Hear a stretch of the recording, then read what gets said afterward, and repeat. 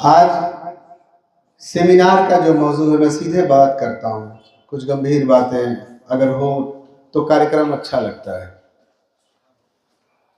तकनीक के बदलते दौर में पत्रकारिता की चुनौतियाँ और अवसर। वाकई आपने जो मौजू चुना है अपने आप में ये मौजू ही बहुत बड़ा चैलेंज है। ये इसलिए चैलेंज है कि अखबार ने एक सफर तय किया है। जिस तरीके से इंसानी तहजीब ने एक सफर तय किया है, उसी तरीके से अखबार ने भी एक सफर तय किया है। और कहीं ना कहीं कभी कभी अफसोस होता है कि अखबार का वो सफर इनकलाब से शुरू होकर इश्तिहार पर जाके खत्म हो गया है। बहुत अफसोस होता है। आपकी चुनौती बहुत बड़ी है। तकनीक के बदलते दौर में पत्रकारिता की चुनौतियां, अखबार ने जो सफर शुरू किया था, हिंदुस्तान की आजादी की लड़ाई जब लड़ी जा रही थी, कहीं तोप से लड़ी जा रही थी, कहीं तीरों कमान से लड़ी जा रही थी, लेकिन जो संजीदा लड़ाई लड़ी जा रही थी वो अखबार से लड़ी जा रही थी। 1857 हिंदुस्तान की मार्के आजादी की पहली जंग, और उस जंग में एक किरदार को शहीद किया गया। हिंदुस्तान का पहला पत्रकार, the first journalist of India, मौलवी मोहम्मद बाकर। He was arrested on 14th of September और उनको तोप के आगे बांध करके हडसन ने बगैर ट्रायल के उड़ा दिया। वो अखबार अंग्रेजों के खिलाफ हिंदुस्तान की आवाज था। तो मैंने कहा कि आपका सफर इनकलाब से शुरू हुआ। आपके सफर ने तरक्की की, डिजिटल चीजें हुई, काफी चीजें हुई, लेकिन चुनौती इश्तिहार है। तो इनकलाब से शुरू होने वाला जो सफर इश्तिहार तक पहुंचा है, हमें इसके बीच उन पत्रकारों का नाम जरूर लेना चाहिए। गणेश शंकर विद्यार्थी जैसे लोगों का भी नाम याद रखना चाहिए। मौलवी मोहम्मद बाकर जैसे लोगों का भी नाम याद रखना चाहिए। अपने ज़मीर को भी याद रखना चाहिए।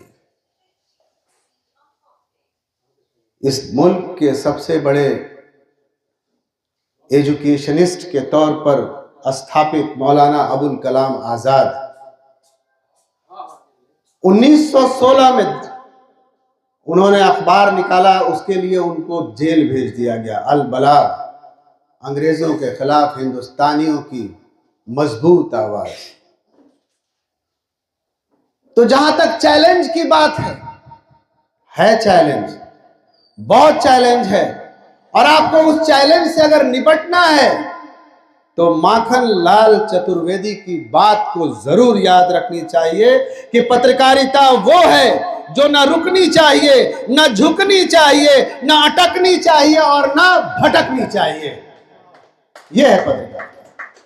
चैलेंज को अगर आप देखते हैं तो आपको माखन लाल चतुर्वेदी को भी याद रखना चाहिए।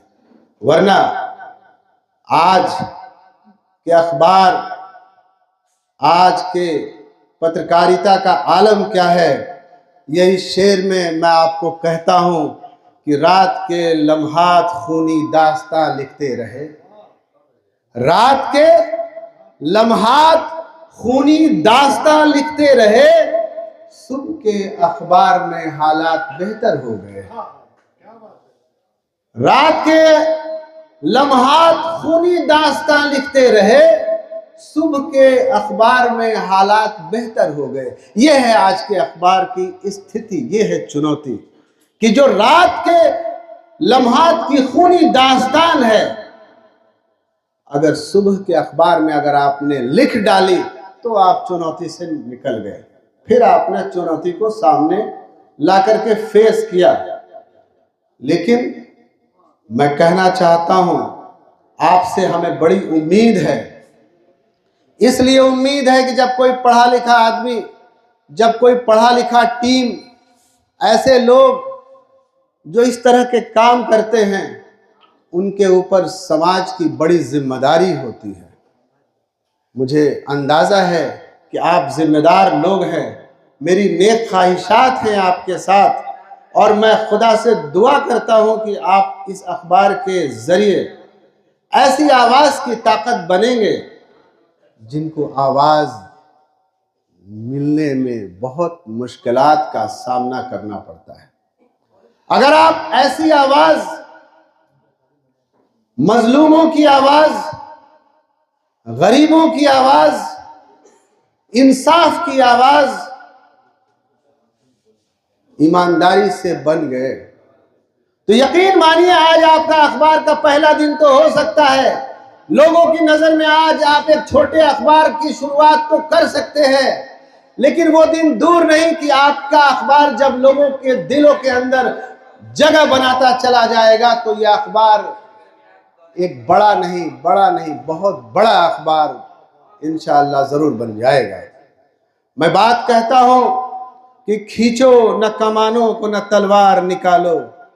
मैं आपके लिए कहता हूं ओझा जी, मुझे बड़ी उम्मीद है आपसे कि खींचो, चूंकि आपका अखबार में दुआ करता हूं कि ईमानदारी के रास्ते पर चले और मसाइल दुनिया, मसाइल समाज, हमारे आपके दरमियान न जाने कितने मसाइल हैं, अगर उसकी एक छोटी सी आवाज़ भी बन गई तो नकार खाने में जो कहते नहीं कि एक छोटी सी आवाज़ तो आवाज़ है, और उस आवाज़ की अगर आप पहचान बन गए तो यकीन मानिए लोगों के दिलों पर राज करेंगे।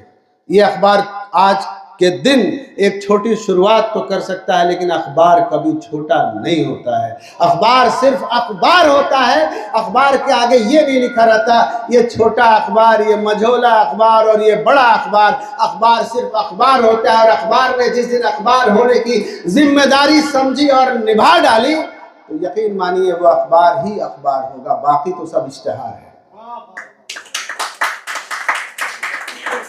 तो आपका सफर इनकलाब से शुरू होता है, आपको इश्तिहार तक जो आपकी मंजिल पहुंच जाती है, उस मंजिल से पहले जो मैंने कहा इस पर ज़रूर अगर हम ध्यान देंगे तो यकीन मानिए आप कामयाब होंगे।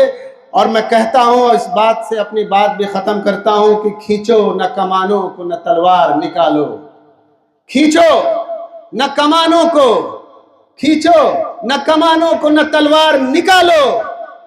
जब तो मुकाबिल हो तो अखबार निकालो। खींचो न कमानों से, न तलवार निकालो। जब तो मुकाबिल हो तो अखबार निकालो। और आप अखबार निकाल रहे हैं, यकीन है हमें कि इस क्रांति को आप आगे लेकर के जाएंगे। जय हिंद, जय भारत, शुक्रिया, बहुत बहुत धन्यवाद।